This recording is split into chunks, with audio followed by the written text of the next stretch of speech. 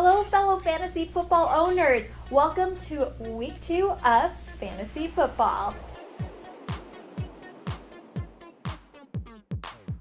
I'm Kristin Carole, and I'll be your Fantosee this whole football season. I hope you guys had a better week 2 than I did.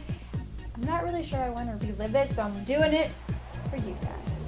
Week 2 had so many surprises. I think it was kind of the week of comebacks and upsets. Let's start with one of my favorite segments, studs and duds.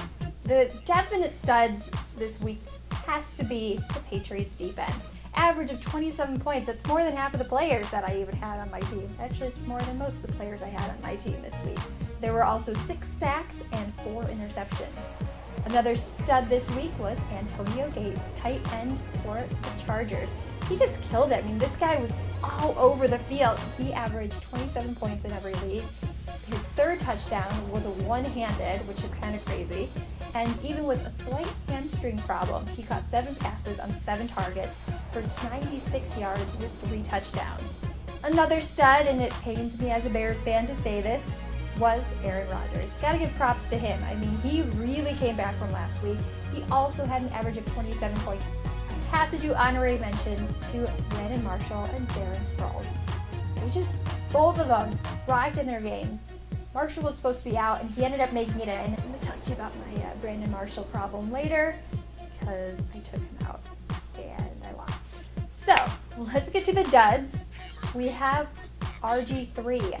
I feel bad putting him on the duds list because he's injured, but here's a guy that came in, and he just keeps getting hurt. Another dud that pains me to say is the Seattle defense. Chargers really kind of took advantage of them, and the Super Bowl champions fell. Richard Sherman usually kills it as cornerback, and even though Keenan Allen said he was quote-unquote exposed, I don't think he was exposed at all, but he definitely showed some vulnerability, so you're going to have to definitely watch out because other teams are going to be watching that and go, Chargers can do it? We can do it. But enough about last week. Let's get into week 3, and I want to go over next week's best bets and worst bets, and of course, who would be your sleepers. I read all of the analysis online, so you guys don't have to. Let's get into ESPN, their top 3. Number 1, they have Andrew Luck, but he's going up against the Jaguars, who have had a bit of trouble this last game. He's projected to get 25.3 points. Number 2, they have ranked LaShawn McCoy, projected at 19.4 points, and Shaden McCoy's on everybody's list, so he's definitely just keep him on your lineup. Don't take him out of your roster unless it's a bye week or he gets injured.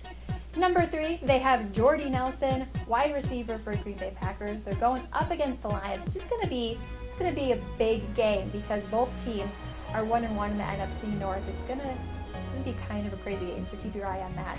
He's projected at 17.6 points. NFL.com ranked number 1 was Davis, the running back from Kansas City, with Jamal Charles out with a high ankle sprain.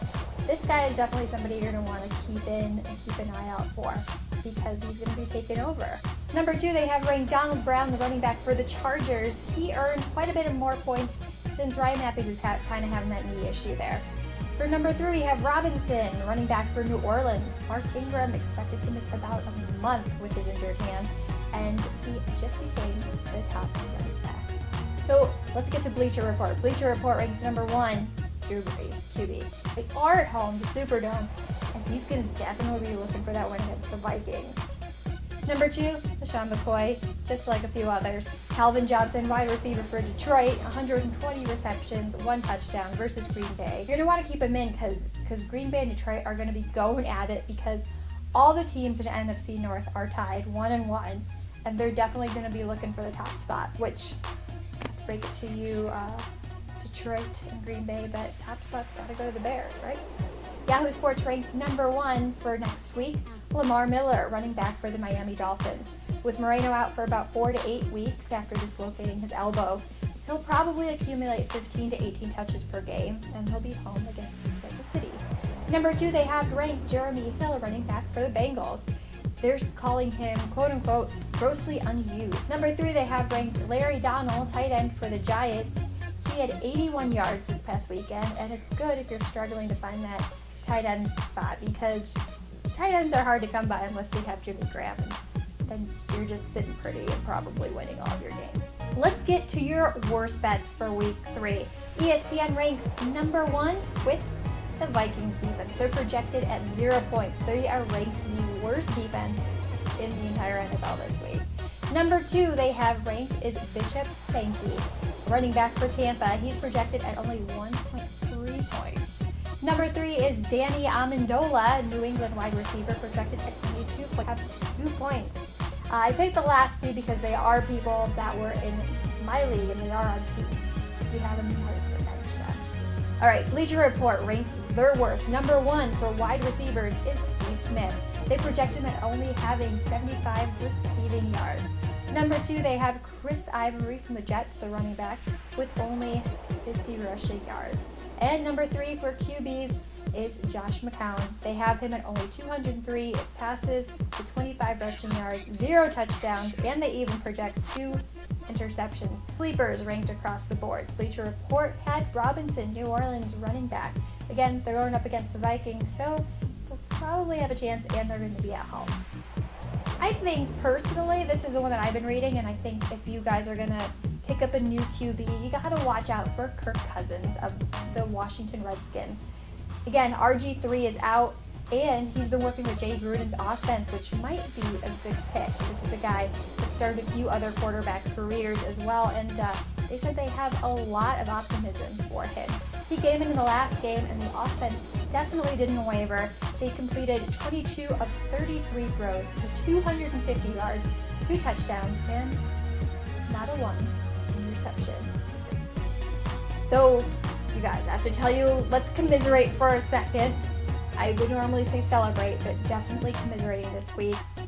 So what I did was I took Brandon Marshall out. I had no faith in my Bears. I had no faith that he was going to make it because everywhere I was reading was like he was going to be out. And I do have to say it was a big mistake. Big.